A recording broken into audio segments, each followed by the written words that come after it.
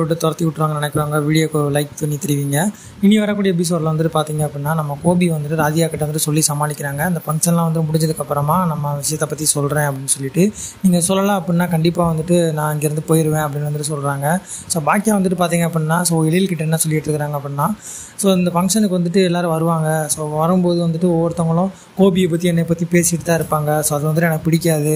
எப்பயாச்சும் ஃபங்க்ஷன் அப்படின்னா வர்றாங்க அப்படின்னா ஓகே, ஆனால் இது வந்துட்டு இந்த இடத்துல வந்துட்டு இருக்கிறது சரி வராது.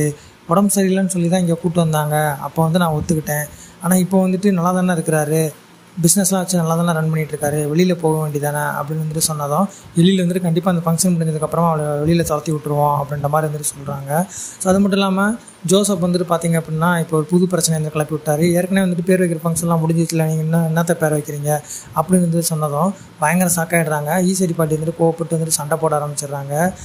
கோபியும் வந்துட்டு பார்த்திங்க அப்படின்னா கொஞ்சம் பொறுமையாக வந்துட்டு போகிறாங்க. வீட்டில் வந்துட்டு செலின்னு வந்துட்டு சண்டை போட ஆரம்பிச்சிடுறாங்க. உங்களோட கருத்துக்களை கமெண்ட் பாக்ஸில் லீவ் பண்ணுங்கள்.